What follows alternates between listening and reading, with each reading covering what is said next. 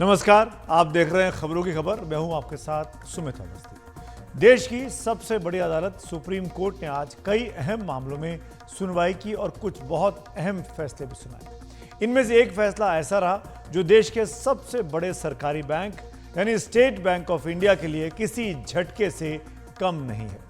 चुनावी बॉन्ड से जुड़ी जानकारी सार्वजनिक करने के मामले में सुप्रीम कोर्ट की 5 जजों की संविधान पीठ ने स्टेट बैंक ऑफ इंडिया को 30 जून तक की मोहलत देने से साफ इनकार कर दिया।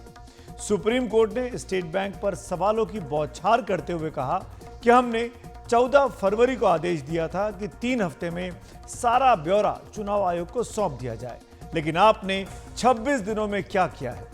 स्टेट बैंक की याचिका खारिज करते हुए सुप्रीम कोर्ट ने अपने फैसले में कहा कि स्टेट बैंक को चुनावी बॉन्ड से जुड़ी जानकारियां कल तक चुनाव आयोग को देनी होगी। सुप्रीम कोर्ट ने कहा कि स्टेट बैंक को जो जानकारियां देने का निर्देश दिया गया था वो जानकारियां बैंक के पास पहले से ही मौजूद हैं, इसीलिए और समय देने का सवाल ही नहीं उठता। चुनाव आयोग को 15 मार्च शाम 5 बजे तक ये सारी जानकारी अपनी वेबसाइट पर अपलोड करनी होगी। चुनाव आयोग अपनी वेबसाइट पर स्टेट बैंक द्वारा जारी सभी ब्यौरे प्रकाशित करेगा। सुप्रीम कोर्ट में आज की सुनवाई के दौरान स्टेट बैंक ऑफ इंडिया ने दलील दी कि चुनावी बॉन्ड खरीदने वाले और पैसा पाने वाले दलों का अलग अलग विवरण रखा गया है और इसका मिलान करना काफी जटिल काम है और इसमें काफी वक्त लग सकता है, क्योंकि यह पूरा ब्यौरा डिकोड करना होगा और उसका मिलान करना होगा। बॉन्ड खरीदार का नाम गोपनीय रखने के लिए यह व्यवस्था अब तक की गई थी, लिहाजा 30 जून तक का समय दिया जाए। लेकिन सुप्रीम कोर्ट ने स्टेट बैंक से कहा कि आपको कभी भी ब्यौरे के मिलान के लिए कहा ही नहीं गया है। आप उस ब्यौरे को बाद में अलग से भी प्रकाशित कर सकते हैं। आप संविधान पीठ के आदेश में संशोधन की मांग करते हैं तो यह बहुत गंभीर मामला है। सुप्रीम कोर्ट ने स्टेट बैंक ऑफ इंडिया को चेतावनी भी दी कि यदि आदेश में बताई गई समय सीमा के भीतर निर्देशों का पालन नहीं किया गया तो उसके खिलाफ अवमानना की कार्रवाई की जाएगी। यानी कल तक की मियाद है, कल तक ये तमाम जानकारी एसबीआई को दे देनी है चुनाव आयोग को। लेकिन फिलहाल अभी अवमानना का कोई नोटिस जारी नहीं किया गया है। ये तो कोई सवाल ही नहीं उठता है कि इतने बड़े संस्थान के पास एक रिकॉर्ड मेंटेन करने की व्यवस्था नहीं है। मुझे नहीं लगता कि अगर ऐसा नहीं है तो फिर किस तरीके से आप अपना संस्थान रन कर रहे हैं, ये एक बड़ा प्रश्न चिन्ह है। सुप्रीम कोर्ट के जाहिर तौर पर इस आदेश के बाद प्रतिक्रियाएं भी तमाम लोगों की आई हैं।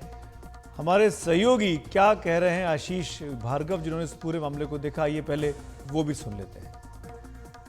सुप्रीम कोर्ट के इस फैसले के बाद एसबीआई के पास अब सिर्फ चंद घंटे बचे हैं, लेकिन इस फैसले से ये भी साफ हो गया है कि इलेक्टोरल बॉन्ड के जरिए चंदा देने वाले और चंदा लेने वाले राजनीतिक दलों का डेटा अब अलग अलग आएगा।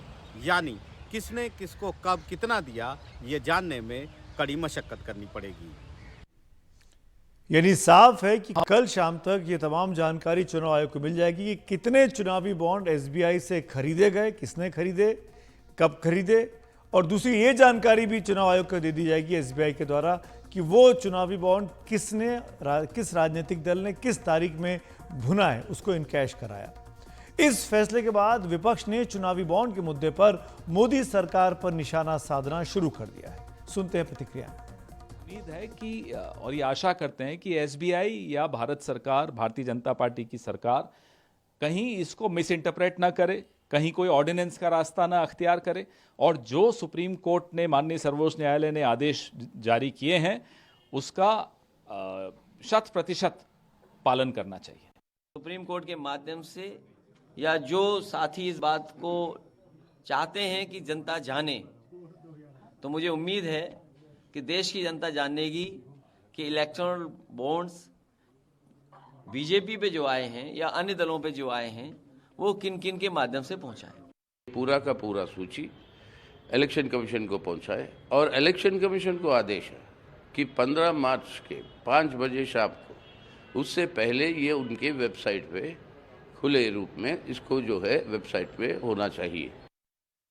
एक बहुत लंबे अरसे से एक ये कहा जाता था कि यदि कोई व्यक्ति चंदा एक पार्टी को दे रहा है तो दूसरी पार्टी कहती थी कि भाई तुमने इनको दिया, हम याद रखेंगे। एक प्रकार से धमकी हो जाती थी। या अगर आपने एक राज्य में चंदा एक पार्टी को तो या दूसरे राज्य में दूसरी पार्टी तो कहते थे आपने उस राज्य में हमारे को भी नहीं दिया। तो इस प्रकार का एक प्रेशर बन जाता था, तो तकलीफ वाली बात होती थी। अब ये एक अच्छी बात है कि कैश की इकोनॉमी से आप डिजिटल इकोनॉमी और वाइट की इकोनॉमी आ रहे हैं। इसमें कई कदम उठाए गए और मोदी जी की सरकार ने भ्रष्टाचार को बंद करने के लिए और काला धन बंद हो उसके लिए बहुत कदम उठाए, बहुत कदम। तो इसमें बैंक के माध्यम से दें, टैक्स पेड पैसा आए, मतलब काला धन नहीं, स्वच्छ पैसे आए, उसके लिए पूरी एक प्रक्रिया की कल्पना की जा रही थी। वहां पर एक ऐसा सुझाव था, भाई हमारी आइडेंटिटी को बचाइए, तो इस रूप से बना। कोर्ट को लगता है नहीं, आपको आइडेंटिटी सामने रखना चाहिए, तो कोर्ट ने उस पर फैसला रखा है। अब इसको आगे जाकर इसका क्या होगा, क्या परिणाम हो सकते हैं, क्या विषय है, ये अपने आप में एक अलग चर्चा होगी। और अब इसी मुद्दे पर ज्यादा चर्चा के लिए हमारे साथ है एसोसिएशन फॉर डेमोक्रेटिक रिफॉर्म्स यानी एडीआर के सह संस्थापक और एसबीआई पर अवमानना की याचिका दायर करने वाले जगदीप छोकर साहब। छोकर साहब, स्वागत है आपका। आज जो फैसला आया है उससे आप क्या देखते हैं? क्या आपको उम्मीद थी कि सुप्रीम कोर्ट इस तरीके से सख्त रुख अपना सकता है? हाँ, आज तो ये उम्मीद थी क्योंकि सुप्रीम कोर्ट का फैसला जो 15 फरवरी को हुआ था वो बहुत पक्का और कड़ा और क्लियर फैसला था। इसलिए आज उम्मीद थी कि सुप्रीम कोर्ट इस पे कुछ पक्की बात कहेगा। शोकर साहब, सुप्रीम कोर्ट ने एसबीआई को कल तक की मियाद मोहलत दी हुई है। क्या एक दिन में एसबीआई पूरा डेटा चुनाव आयोग को दे पाएगा? क्या यह संभव है? नहीं नहीं, संभव ना होने का तो सवाल ही नहीं पैदा होता, क्योंकि सुप्रीम कोर्ट ने कहा है कि अगर आप कल तक नहीं देते तो आपके ऊपर कंटेम्प्ट ऑफ कोर्ट का मुकदमा लगेगा। और ये तो एसबीआई कह रहा है कि उनके पास ये सूचना तो है, लेकिन एसबीआई ये कह रहा था कि हम इस सूचना को एक दूसरे से मिला के देंगे, जो कि सुप्रीम कोर्ट ने कहा नहीं था। तो एसबीआई ने अपनी मर्जी से उसमें एक कॉम्प्लिकेशन डाल दी थी जो वो समझते थे कि जिससे वो डिले कर सकेंगे, लेकिन सुप्रीम कोर्ट ने उनकी बात नहीं मानी। एसबीआई की तो आज जमकर किरकिरी हुई, लेकिन जो डेटा देगा एसबीआई, क्या उसके इस्तेमाल से ये क्या पता चल पाएगा शोकर साहब कि किसने कितने बॉन्ड खरीदे और वो किस पार्टी को गए? देखिए, ये तो डिपेंड करेगा कि एसबीआई ईसीआई को क्या सूचना देता है, एक बात। लेकिन जो सुप्रीम कोर्ट के फैसले में लिखा हुआ है और जो एसबीआई ने कहा है कि वो दे सकते हैं, और आज के फैसले के बाद ये है कि उनको देना पड़ेगा, उनको कोई और बहाना करने का समय नहीं मिलेगा। वो ये है कि किस तारीख को किस व्यक्ति या किस कंपनी ने कितने रुपए का इलेक्टोरल बॉन्ड खरीदा, एक सूचना ये है। दूसरी सूचना ये है कि किस पॉलिटिकल पार्टी ने किस तारीख को कितने रुपए का बॉन्ड अपने खाते में जमा करवाया, और इन दोनों के बीच में ज्यादा से ज्यादा 15 दिन का समय है। तो जिस फॉर्म में ये डेटा मिलता है उस पर ये डिपेंड करता है कि इसको कैसे मैच किया जाए। और जो हमने पिछले 3-4-5 दिनों में देखा है, पूरे सोशल मीडिया पे इस तरह की पोस्ट मैंने हजारों देखी हैं। तरह तरह के लोग, आईटी वाले लोग, बैंकिंग वाले लोग, अकाउंटिंग वाले लोग ये लिख रहे हैं कि ये काम तो 1-2 दिन का हो जाएगा, इसमें कोई ज्यादा दिक्कत नहीं है। तो अब ये फाइनली डिपेंड करेगा कि क्या डेटा एसबीआई देता है। अगर वो डेटा जैसा सुप्रीम कोर्ट ने कहा वैसा देता है तो उसको मिलाने में कोई ज्यादा दिक्कत नहीं होनी चाहिए। चोकर साहब, अगर ये पता नहीं चल पाता है कि बॉन्ड खरीदने वाले का पैसा किस पार्टी को गया है, तो क्या आप फिर सुप्रीम कोर्ट जाएंगे? देखिए, पहली बात तो मैं ये आपको स्पष्ट कर दूं कि हमने जो अपनी पीआईएल सुप्रीम कोर्ट में डाली थी उसमें ये लिखा था कि ये स्कीम असंवैधानिक है और इसको बंद करना चाहिए। तो वो तो बंद तो हो गई। ये जो इसको मिलाने की बात है ये सुप्रीम कोर्ट ने अपने आप लिखी थी और हम उसका बहुत स्वागत करते हैं। सुप्रीम कोर्ट ने बड़ा अच्छा काम किया था और इस काम को हम आगे पूरा करेंगे। उसमें सुप्रीम कोर्ट के पास दोबारा जाने की जरूरत होनी नहीं चाहिए। पहले वो जी डेटा मिलने दीजिए, फिर उसके बाद फैसला करेंगे क्या करना है। चलिए शुक्र साहब, शुक्रिया हमसे बात करने के लिए, आपने वक्त निकाला, थैंक यू सो मच। अब एक और मेहमान हमारे साथ जुड़ रहे हैं और दूसरे पहलू पर बात करेंगे इसी मामले के। वो हैं आर्थिक मामलों के पूर्व सचिव रह चुके एससी गर्ग साहब, जिनके दौर में चुनावी बॉन्ड की स्कीम लागू की गई थी। स्वागत है आपका गर्ग साहब। पहला सवाल तो आपसे यही है कि आज के सुप्रीम कोर्ट के फैसले से क्या चुनावी प्रक्रिया में अब पारदर्शिता आएगी?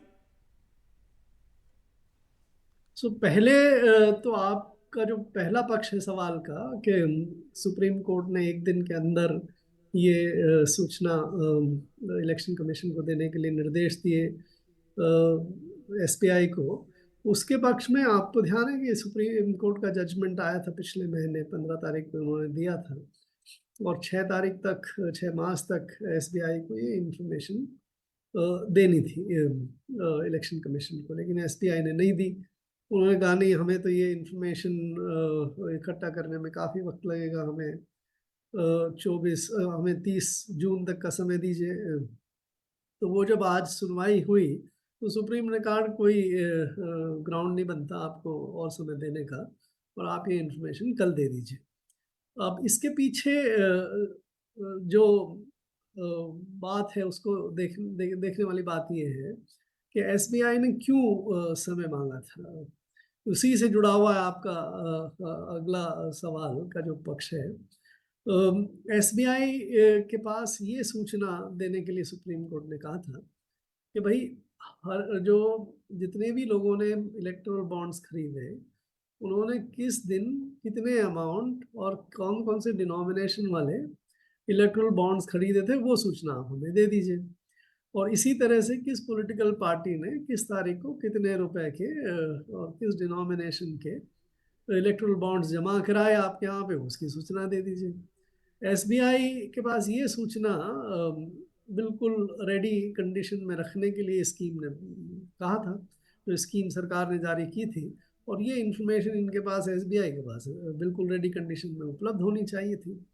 लेकिन उसको इंफॉर्मेशन को उपलब्ध कराने की जगह एसबीआई ने कहा कि हम एक काम और करेंगे, हम ये करेंगे कि प्रत्येक जो इलेक्टोरल बॉन्ड है वो किसने खरीदा था और उस बायर ने किस पॉलिटिकल पार्टी को दिया था, ये हम मैच करके कर रहे हैं। और उसमें ये प्रक्रिया काफ़ी कॉम्प्लेक्स है और इसमें हमें समय चाहिए, जबकि ये सुप्रीम कोर्ट ने मांगा ही नहीं था और ना ज़रूरी है। और मैं तो इस राय का हूँ कि ये इंफॉर्मेशन एसबीआई कभी कलेक्ट कर ही नहीं सकती कि कौन सा पर्टिकुलर बॉन्ड किस बायर ने खरीदा था और किस पॉलिटिकल पार्टी को दिया और किस पॉलिटिकल पार्टी ने जमा कराया, क्योंकि ये स्कीम जिस तरह से रन की थी उसमें ये इंफॉर्मेशन इकट्ठी की ही नहीं जा सकती, क्योंकि किसी बॉन्ड पे कोई अपना आइडेंटिफायर नहीं है। तो अब इसका क्या असर होगा? कल जब सुप्रीम कोर्ट के निर्देशानुसार एसबीआई ये इंफॉर्मेशन इलेक्शन कमीशन को दे देगा और 3 दिन बाद इलेक्शन कमीशन इसको जारी कर देगा पब्लिक डोमेन में, तो उस समय ये इंफॉर्मेशन आपके पास आ जाएगी। ये बड़ी क्रूशल है, इसको आप ध्यान से नोट करें कि बायर वाइज इंफॉर्मेशन, अगर 15,000 करोड़ के बॉन्ड खरीदे गए थे तो वो किन किन लोगों ने खरीदे, किन कंपनियों ने खरीदे और किस किस डेट को और कितनी अमाउंट के बॉन्ड खरीदे गए। इसी तरह से पॉलिटिकल पार्टीज ने किस किस तारीख को कितने बॉन्ड जमा कराए, ये इंफॉर्मेशन आ जाएगी। लेकिन ये इंफॉर्मेशन अभी भी नहीं आएगी कि कौन सा बॉन्ड किसने खरीदा था और किसको जमा कराया था, किसको, किस पॉलिटिकल पार्टी को। तो ये इंफॉर्मेशन अवेलेबल होने से कम इतना लोगों के बीच में आ जाएगा कि कुल मिला के ये 15,000 करोड़ के बॉन्ड्स किसने खरीदे और किस किस अमाउंट में खरीदे, ये भी एक यूजफुल इंफॉर्मेशन है। इसी तरह से पॉलिटिकल पार्टी वाइज इंफॉर्मेशन आ जाएगी, भाई किस किस को कितना चंदा मिला। अब इसका इलेक्शन में क्या फर्क पड़ेगा, ये देखने की बात है, क्योंकि ये लिंक तो अभी भी आप नहीं कर पाएंगे कि किसने किसको दिया था। एक जो दूसरा असर पड़ेगा वो मेरी नज़र में, जिसका जो इसका सीधा कॉन्सिक्वेंस होता है इस जजमेंट का, वो ये है कि भाई अब तो इलेक्ट्रल बॉन्ड के माध्यम से आप डोनेशन नहीं दे पाएंगे। अब इलेक्ट्रल बॉन्ड के माध्यम से डोनेशन नहीं देंगे तो कैसे देंगे? तो मेरा डर ये है कि ये पहले जो प्रक्रिया चल रही थी कि कैश में काफी सारा डोनेशन देते थे, वो प्रक्रिया वापस से आ जाएगी, और या इलेक्ट्रल या ये जो इलेक्शन वाले जो फंडिंग है, डोनेशन है, वो थोड़े समय के लिए रुक जाए। गर्ग साहब, मैं आपसे ये जानना चाह रहा हूँ कि आप ये कह रहे हैं कि चुनावी बॉन्ड के बंद होने से, यानी जब स्कीम सुप्रीम कोर्ट ने बंद कर दिए, क्या हम वापस पीछे की ओर लौट गए? क्या चुनावी प्रक्रिया में काला धन फिर से लौट सकता है? ये देखिए, पहली बात तो इस सिस्टम में, इलेक्ट्रल बॉन्ड वाली स्कीम में, रूलिंग पार्टी को बहुत ज्यादा डोनेशन, डिस्प्रपोर्शनटली ज्यादा डोनेशन नहीं आया। पहले वाली स्कीम में 80% से ज्यादा डोनेशन रूलिंग पार्टी जो केंद्र में है उसको मिलती थी, यही सेम बीजेपी को। लेकिन इलेक्ट्रल बॉन्ड में तो 57% ही मिले, बाकी तो अपोजिशन को मिले। तो अपोजिशन भी क्या ये बात कहती है कि जो 43% डोनेशन उनको मिला, उसके पीछे क्विड प्रो क्वो था। अगर आप और लार्जर क्वेश्चन पे जाएं तो ये भी एक हकीकत है कि जो कंपनीज या बिजनेस जो डोनेशन देते हैं, उसके पीछे निश्चित रूप से कुछ ना कुछ क्विड प्रो क्वो या अपना काम निकालने की बात रहती है। कोई भी डोनेशन हमारे देश में मुझे तो नहीं समझ में आता। कोई छोटे मोटे 2-4 अपवादों को छोड़ दीजिए अगर आप चाहें, तो ये डोनेशन रूलिंग पार्टी जो चाहे केंद्र में हो चाहे स्टेट में हो, जो अगर आप देखेंगे इलेक्ट्रल बॉन्ड्स वाले बहुत सारा डोनेशन जो है वो स्टेट की रूलिंग पार्टी इसको मिला था। तो रूलिंग पार्टी को डोनेशन का क्यों मिलता है बिजनेस की तरफ से? वो इसीलिए मिलता है कि उनके कोई ना कोई काम निकलवाने होंगे या कुछ और कंसिडरेशन रहे होंगे। तो इस हकीकत को स्वीकार करते हैं हम कि भाई पॉलिटिकल डोनेशन जो है वो ज़्यादातर बिजनेस पर्पसेस के लिए होते हैं, और उसमें कोई ना कोई क्विड प्रो क्वो इन्वॉल्व है। तो उसमें परेशानी क्या है? अगर आप क्विड प्रो क्वो हो और उसमें कैश में डोनेशन दें, ब्लैक में डोनेशन दें, तो वो ज़्यादा परेशानी की बात है, बजाय आप उसको कम से कम वाइट में और ट्रांसपेरेंटली इलेक्ट्रल बॉन्ड के माध्यम से डोनेशन दें। तो मुझे इसमें इस आर्ग्यूमेंट के साथ कोई बहुत ज़्यादा इत्तेफाक नहीं है कि भाई इससे ट्रांसपेरेंसी हो जाएगी तो और अच्छा हो। इसमें ट्रांसपेरेंसी होगी या नहीं होगी वो तो आने वाले समय में मिलेगा, लेकिन डोनेशन ही नहीं आएंगे तो फिर किस बात की ट्रांसपेरेंसी है? गर्ग साहब, तीसरा सवाल जो मेरा है वो यही कि चुनाव इतने महंगे हो गए आजकल की तारीख में, तरह तरह का धन इस्तेमाल होता है, काला धन, सफ़ेद धन, हम सब जानते हैं, सब कुछ चुनाव में इस्तेमाल किया जाता है।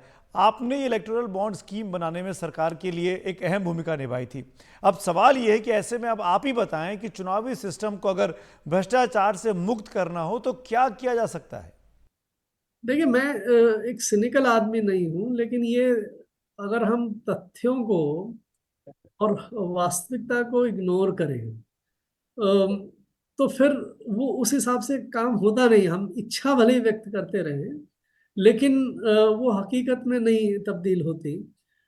ये फैक्ट है कि हमारे यहाँ इलेक्शन में बहुत सारा खर्चा होता है। इलेक्शन कमीशन की गाइडलाइंस है, भाई एक्सपेंडिचर की लिमिट तय कर रखी है, लेकिन सारी दुनिया जानती है कि उस इलेक्शन लिमिट के हिसाब से खर्चा नहीं होता। इसी तरह से पॉलिटिकल पार्टीज जो खर्चा करती हैं, अगर वो पहले जैसे करते थे, अनअकाउंटेड कैश उनके पास रहता था या डोनेशन उनके पास रहता था, उससे खर्च करते थे। तो ये तो एक बहुत बड़ा सवाल है कि देश की इलेक्शन फंडिंग को, इलेक्शन एक्सपेंडिचर को हम किस तरह से उपयोगी बना सकते हैं। अभी पता नहीं, हम शायद उतने मैच्योर नहीं हुए, उस तरफ नहीं गए, लेकिन एक जो छोटा सा प्रयास था कि भाई 10-15% डोनेशन जो कंपनीज की तरफ से आता है वो तो काफी ट्रांसपेरेंट हो जाए, वो प्रयास भी अब खत्म हो गया। तो मैं इस स्थिति में नहीं हूँ आज ये कि आपको ये कह दूं कि भाई आप ऐसे कर दो वैसे कर दो तो शायद देश में आपका बिल्कुल ट्रांसपेरेंसी आ जाएगी इलेक्शन फंडिंग में। ये एक बड़ा मुश्किल मसला है, इसके कोई आसान सोल्यूशन नहीं। गर्ग साहब, ये भी इल्ज़ाम लगता है कि चुनावी बॉन्ड स्कीम में जो व्यक्ति या कंपनी किसी खास पार्टी को चंदा देता है तो उसके बदले में उनसे फेवर लेने, जिसे क्विड प्रो को कहा जाता है, उसके आरोप लगते हैं। क्या ये बात ठीक नहीं होगी कि चंदा देने वाले और चंदा लेने वाले दोनों का नाम सार्वजनिक हो जाए? इससे सिस्टम में पारदर्शिता आ जाएगी। बिल्कुल, मेरी इसमें बिल्कुल पुख्ता राय यही है कि हम आइडलिज्म के चक्कर में, आइडलिज्म के अनुसार कि सभी को ये सूचना उपलब्ध होनी चाहिए कि किस डोनर ने किस पॉलिटिकल पार्टी को कितना डोनेशन दिया, ये इंफॉर्मेशन उपलब्ध कराने के लिए हमने ये इलेक्टोरल बॉन्ड वाली स्कीम को अनकॉन्स्टिट्यूशनल डिक्लेयर कर दिया। अब ये इंफॉर्मेशन बिजनेस में जो लोग हैं वो नहीं देना चाहते कि हमने किसको डोनेशन दिया। तो अब अलग, अगर ये वापस से स्थिति वही हो गई कि भाई आपको ये इंफॉर्मेशन देनी पड़ेगी अगर इलेक्टोरल बॉन्ड या कंपनी के माध्यम से आप डोनेशन देते हैं, तो वो फिर इस रूट से नहीं देंगे। ये जो इलेक्टोरल बॉन्ड स्कीम लाई गई थी उसके पीछे बड़ा सोच समझ के बड़ा प्रैग्मेटिक आइडिया ये था कि भाई आप जितनी ट्रांसपेरेंसी बिल्ड कर सकते हो उतनी बिल्ड कर दो, कि भाई कौन सी कंपनी कब खरीद रही है, किस डेट को खरीद रही है, कि अपने बैंक अकाउंट से खरीदे, और वो कितना डोनेशन दे रही है वो अपने बैलेंस शीट में डिस्क्लोज कर दे। इतनी इंफॉर्मेशन भी मेरे हिसाब से काफ़ी ट्रांसपेरेंट है और काफ़ी उपयोगी है। इसी तरह से कौन सी पॉलिटिकल पार्टी ने को कितना डोनेशन मिल रहा है वो उसके बैंक अकाउंट में जा रहा है, पूरी तरह से वाइट हो जा रहा है। और ये एक इंफॉर्मेशन कि भाई किसने बॉन्ड खरीदा और किसको दिया, ये मेरे ख्याल से इतनी महत्वपूर्ण बात नहीं थी। लेकिन इसी मुद्दे पे अगर हमने ये कैंसिल कर दिया है तो निश्चित रूप से फिर आप उसी तरफ जाएंगे जहां पे आप पहले थे। तो गर्ग साहब, सवाल यही है कि ये स्कीम आपने बनाई, आपके वक्त में लागू की गई चुनावी बॉन्ड की स्कीम, तो आज जब ये फैसला सुप्रीम कोर्ट का आया है तो मैं यही जानना चाह रहा हूं कि सुप्रीम कोर्ट के इस फैसले से आप कितने खुश हैं? खुश हैं, मायूस हैं, नाराज हैं? आपके मन में भावना क्या है आज? देखिए, इलेक्टोरल बॉन्ड स्कीम के आते समय मैं भारत सरकार में आर्थिक कार्य विभाग का सचिव था। ये स्कीम मैंने डिजाइन करने में मदद की थी, जबकि कंसेप्चुअली तो अरुण जेटली जी और सरकार का निर्णय था। तो मुझे ये लगता था और लगता है कि हमारी प्रैक्टिकल सर्कमस्टांसेस में और हकीकत वाली जिंदगी में ये काफ़ी बेहतर स्कीम थी। 100% ट्रांसपेरेंसी नहीं तो लेकिन 90%, 80%, 85% ट्रांसपेरेंसी इससे आ गई। तो मुझे इतना तो दुख ज़रूर है कि वो जो इतनी बेहतर स्कीम थी, it may not be perfect लेकिन काफ़ी अच्छी स्कीम थी, उसको ख़त्म कर दिया गया है उस सीमा तक। बट मेरा अपना मान्यता ये है कि इसमें निराश होने की कोई ज़रूरत नहीं है। इनफैक्ट मेरे हिसाब से तो सरकार को एक पिटीशन के जरिए वापस से सुप्रीम कोर्ट में जाना चाहिए था, क्योंकि आप देखिए, जब ये कंपनियों को ये कहा गया था कि भाई आप इस इलेक्टोरल बॉन्ड स्कीम के जरिए अपना डोनेशन देंगे तो आप किसको दे रहे हैं ये कॉन्फिडेंशियल रखा जाएगा, ये कभी भी डिस्क्लोज नहीं किया जाएगा। अब आप रेट्रोस्पेक्टिवली 6 साल बाद, 6 साल के में जिन्होंने डोनेशन दिए हैं उनको आप एक्सपोज कर रहे हैं। कुछ 2-3 और कॉम्प्लिकेशन होने वाले हैं। जैसे पहले लॉस मेकिंग कंपनीज जो हैं वो डोनेशन नहीं दे सकती थी, लेकिन ये अमेंडमेंट किया कंपनीज एक्ट में कि लॉस मेकिंग कंपनीज भी डोनेशन दे सकती हैं, तो उन्होंने भी दिए होंगे। दूसरा, 7.5% से ज़्यादा प्रॉफिट्स का आप डोनेशन नहीं दे सकते थे। अब किसी ने 7.5% से भी ज़्यादा डोनेशन दे दिया होगा, बस आपने देश का कानून बना दिया था। तो जो देश के कानून के हिसाब से काम कर रहे थे और इस पूरी विश्वास के साथ काम कर रहे थे कि भाई ये कभी भी डिस्क्लोज नहीं होगा कि उन्होंने किसको डोनेशन दिया। अब आप रेट्रोस्पेक्टिवली भूतकाल में कहें कि नहीं हम तो ये इसकी इंफॉर्मेशन डिलीवर करेंगे, ये डिस्क्लोज करेंगे, तो मेरे हिसाब से तो सरकार को इसमें जाना चाहिए था सुप्रीम कोर्ट को, बजाय एसबीआई को ये बहाना बनाने के करने के, और सुप्रीम कोर्ट को रिक्वेस्ट करना चाहिए था कि भाई ये ठीक है, अब आगे से आपने बंद कर दी स्कीम तो नहीं चलेगी, लेकिन जिन्होंने दिया था वो इंफॉर्मेशन डिस्क्लोज करने की बात नहीं होनी चाहिए।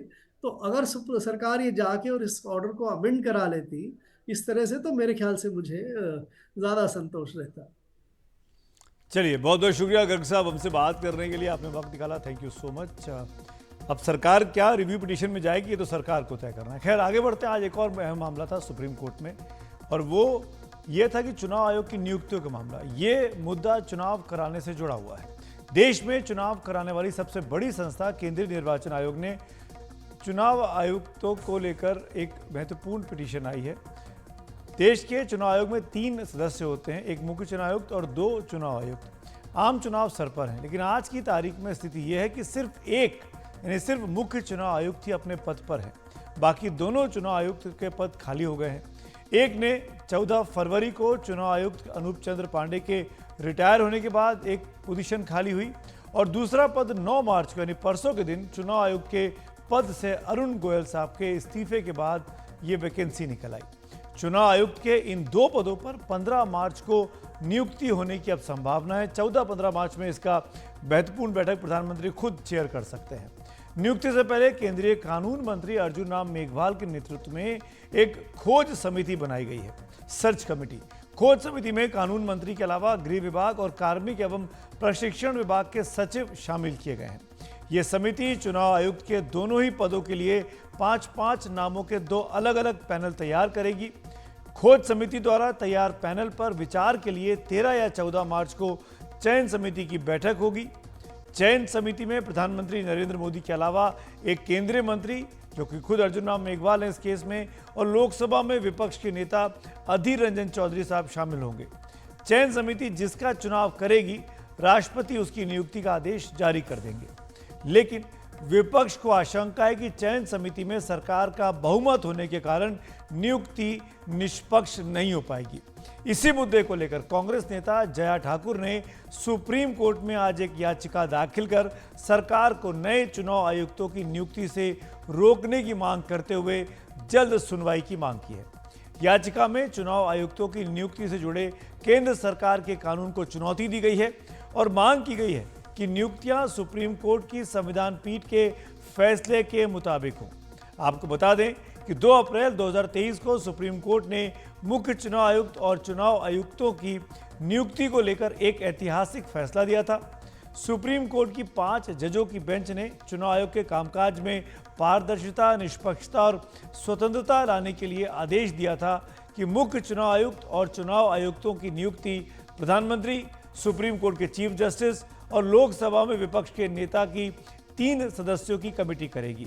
मुख्य चुनाव आयुक्त और चुनाव आयुक्तों को समान संरक्षण प्राप्त होगा और हटाने की प्रक्रिया भी समान ही होगी, यानी ये तीनों महाअभियोग से ही हटाए जा सकेंगे। आदेश में कई और खास बातें भी थी और ये भी कहा गया था कि सुप्रीम कोर्ट का यह आदेश इस मामले में संसद द्वारा कानून बनाने तक लागू रहेगा। तब चुनाव आयुक्तों की नियुक्ति में निष्पक्षता की मांग करने वाले सभी पक्षों ने सुप्रीम कोर्ट के इस फैसले का तहे दिल से स्वागत किया था। लेकिन इसके बाद पिछले साल दिसंबर में संसद के शीतकालीन सत्र के दौरान मोदी सरकार ने मुख्य चुनाव आयुक्त और दोनों चुनाव आयुक्तों की नियुक्ति से जुड़ा जो कानून पास कराया, उस पर काफी सवाल खड़े हो गए। संसद में पास कानून के मुताबिक मुख्य चुनाव आयुक्त और दोनों चुनाव आयुक्तों की नियुक्ति के लिए जो चयन समिति होगी, उसमें प्रधानमंत्री, कैबिनेट के एक मंत्री और लोकसभा में विपक्ष के नेता या विपक्ष में सबसे बड़े दल के नेता शामिल किए गए हैं। यानी 3 में से 2 सदस्य ऐसे होंगे जो सरकार के नुमाइंदे होंगे। विपक्ष ने इस कानून को असंवैधानिक बताते हुए इसका विरोध किया और कहा कि सुप्रीम कोर्ट के चीफ जस्टिस को चयन समिति में न रखने से नियुक्ति निष्पक्ष नहीं हो पाएगी, क्योंकि चयन समिति में अब सरकार का बहुमत हो जाएगा। इस कानून को तब से सुप्रीम कोर्ट में लगातार चुनौती दी जा रही है। इसी सिलसिले में एक और याचिकाकर्ता एसोसिएशन फॉर डेमोक्रेटिक रिफॉर्म्स यानी एडीआर ने भी याचिका दाखिल की है। सुनवाई के दौरान एडीआर की ओर से प्रशांत भूषण ने सुप्रीम कोर्ट से कहा कि नए कानून पर रोक लगाई जानी चाहिए। हाल ही में एक चुनाव आयुक्त रिटायर होने वाले हैं, उनकी नियुक्ति की जानी चाहिए। अगर कानून पर रोक नहीं लगाई गई तो याचिका निष्प्रभावी हो जाएगी। लेकिन सुप्रीम कोर्ट के जज जस्टिस संजीव खन्ना ने कहा कि इस तरह कानून पर रोक नहीं लगा सकते और इस मामले को अन्य याचिकाओं के साथ जोड़ दिया। हमने सुप्रीम कोर्ट में एक पीआईएल दायर किया था कि सुप्रीम कोर्ट में ये कहा था कि जो कॉन्स्टिट्यूशन में आर्टिकल 324 में लिखा है कि इलेक्शन कमीशन एक होगा और चीफ इलेक्शन कमिश्नर की नियुक्ति एक पार्लियामेंट लॉ बनाएगी, उसके अंतर्गत होगी। तो पार्लियामेंट ने वो लॉ नहीं बनाया था पिछले 75 साल से, और सरकार अपनी मर्जी से वो अपॉइंटमेंट कर रही थी। तो हमने सुप्रीम कोर्ट को ये कहा था कि आप सरकार को कहिए कि वो कानून बनाए, पार्लियामेंट बनाए वो कानून। तो सुप्रीम कोर्ट ने कहा कि पार्लियामेंट को वो कानून बनाना चाहिए, और ऐसा कानून बनाना चाहिए कि जो चुनाव आयुक्त या मुख्य चुनाव आयुक्त हों वो सरकार के इन्फ्लुएंस से बाहर रह के काम करें, इंडिपेंडेंटली काम करें। और उसके लिए सुप्रीम कोर्ट ने कहा था कि जब तक पार्लियामेंट कानून नहीं बनाती है, हमारी ये सलाह है कि आप एक 3 मेंबर की कमेटी रखिए जिसमें प्रधानमंत्री हों और विपक्ष के नेता हों लोकसभा में और मुख्य न्यायाधीश हों।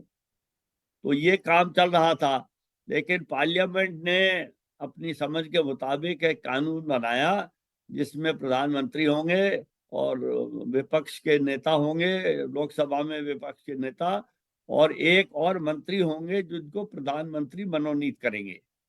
ये सुप्रीम कोर्ट के फैसले के एक हिस्से का पालन तो हो गया। सुप्रीम कोर्ट के फैसले का दूसरा हिस्सा ये था कि इलेक्शन कमीशन की जो नियुक्तियां हो वो सरकार के इन्फ्लुएंस से बाहर हो। दूसरा हिस्सा जो है ये जजमेंट का पूरा नहीं हुआ इस कानून से। इसके लिए हमने इस कानून को PIL में सुप्रीम कोर्ट में चैलेंज किया है कि ये कानून तो बन गया, लेकिन इसमें जो सुप्रीम कोर्ट के फैसले में लिखा था कि वो इंडिपेंडेंट होने चाहिए सरकार से, वो नहीं हुआ, इसलिए ये गैर कानूनी है। उस हमारी याचिका की सुनवाई अभी हो रही है। तो हमने जो आज नई याचिका डाली है उसमें ये कहा है कि जब तक उस याचिका की सुनवाई पूरी तरह से ना हो जाए, वो तब तक जो नई नियुक्तियां हों वो सुप्रीम कोर्ट के फैसले में जो कमेटी बनी है उसके अंतर्गत होनी चाहिए। ये है वो फैसला, ये वो है याचिका। नहीं, पार्लियामेंट, सुप्रीम कोर्ट ये कह सकती है कि जो पार्लियामेंट ने कानून बनाया है वो संविधान के अंतर्गत नहीं है, वो असंवैधानिक है। इसमें तो कोई सुप्रीम कोर्ट के कहने में वो नहीं है, अगर वो चाहे तो। और अब एक और आज की बड़ी खबर, ये बहुत बड़ी खबर रही। 2019 में देश भर में काफी विरोध प्रदर्शन हुए थे, आपको याद होगा, और ये मुद्दा था नागरिकता संशोधन अधिनियम यानी CAA का। केंद्रीय गृह मंत्रालय ने आज नागरिकता संशोधन अधिनियम को नोटिफाई करते हुए इसके नियम लागू कर दिए हैं। इस कानून के तहत 31 दिसंबर 2014 तक पड़ोसी देशों पाकिस्तान, अफगानिस्तान और बांग्लादेश में धार्मिक उत्पीड़न से तंग होकर जो हिंदू, सिख, बौद्ध, जैन, पारसी और ईसाई लोग भारत आए हैं उन्हें भारत की नागरिकता दी जाएगी। नागरिकता संशोधन विधेयक 9 दिसंबर 2019 को लोकसभा में पास हो गया था। उसके 2 दिन बाद 11 दिसंबर 2019 को राज्यसभा में भी पास हो गया था, और इसके अगले ही दिन 12 दिसंबर को राष्ट्रपति की मंजूरी मिलने पर यह कानून भी बन गया।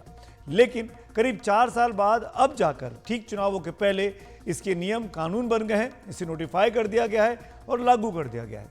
इन नियमों के बारे में ज्यादा जानकारी दे रही है मेरी सहयोगी नीता शर्मा। CAA के रूल्स जो हैं वो केंद्रीय गृह मंत्रालय ने नोटिफाई कर दिए हैं। ऑनलाइन पोर्टल में जाकर आपको जानकारी देनी होगी।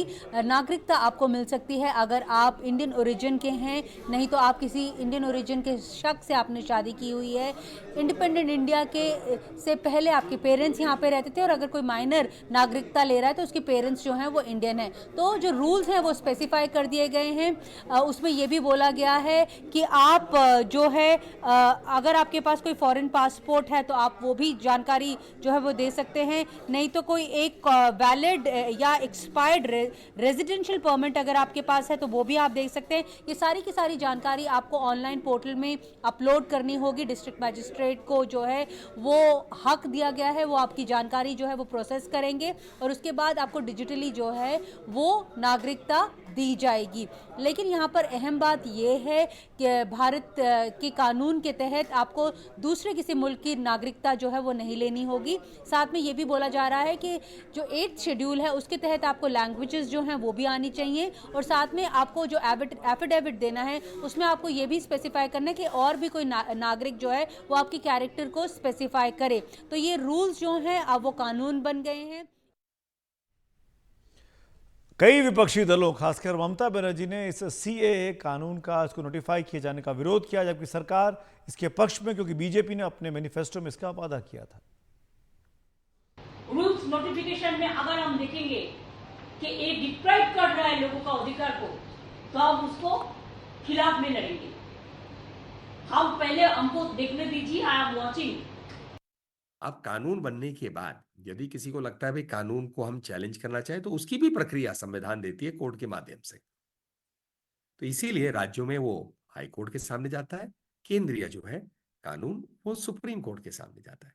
तो उसी के तहत एक कानून पारित हुआ। चुनाव को लेके काम बंद करे कोई सरकार, मैं इसको गलत मानता हूं, क्योंकि सरकार को तो काम निरंतर करते रहना चाहिए, और जो काम अधूरे हैं चुनाव आने तक वो सारे अधूरे काम पूरे होने चाहिए। तो इसे इस रूप से देखना चाहिए। कई मुस्लिम संगठनों ने भी सीएए का विरोध किया है। दरअसल नागरिकता संशोधन कानून की अधिसूचना जारी होने के बाद सरकार ने उन सभी इलाकों में सुरक्षा व्यवस्था पुख्ता करने की कोशिश की है जहां किसी भी तरह के विरोध या अशांति की आशंका है। और अब बात रक्षा के क्षेत्र में एक ऐतिहासिक कामयाबी की। रक्षा अनुसंधान और विकास संगठन यानी डीआरडीओ ने अग्नि 5 MIRV मिसाइल का आज कामयाब परीक्षण किया। यह परीक्षण इस मायने में काफी अहम है कि एक ही मिसाइल एक साथ कई लक्ष्यों को निशाना बनाने के लिए गोला बारूद दाग सकती है। इसीलिए इसका नाम अग्नि 5 multiple independently targetable re-entry vehicle रखा गया है। इस कामयाब परीक्षण का ऐलान प्रधानमंत्री नरेंद्र मोदी ने अपने ट्वीट में किया। इस मिसाइल का नाम दिव्यास्त्र रखा गया है। प्रधानमंत्री ने सोशल मीडिया प्लेटफॉर्म X पर लिखा, मिशन दिव्यास्त्र के लिए डीआरडीओ के वैज्ञानिकों पर गर्व है। एक साथ कई निशानों पर मार करने वाली प्रौद्योगिकी से लैस देश में ही विकसित अग्नि 5 मिसाइल MIRV का पहला फ्लाइट टेस्ट हुआ है। सूत्रों के मुताबिक इतनी अत्याधुनिक मिसाइल की प्रौद्योगिकी दुनिया में बहुत ही कम देशों के पास है। इस परीक्षण के साथ भारत अब अमेरिका, ब्रिटेन, रूस, फ्रांस और चीन जैसे गिने चुने देशों की श्रेणी में आकर खड़ा हो गया है। प्रधानमंत्री नरेंद्र मोदी के हाथों से आज दिल्ली और हरियाणा को द्वारका एक्सप्रेसवे की खूबसूरत सौगात मिली है। इस एलिवेटेड द्वारका एक्सप्रेसवे की कुल लंबाई 28.6 किलोमीटर है, जिनमें 18.9 किलोमीटर की लंबाई हरियाणा में पड़ती है और बाकी दिल्ली में। इनमें 19 किलोमीटर लंबाई की सड़क का लोकार्पण प्रधानमंत्री नरेंद्र मोदी ने आज किया।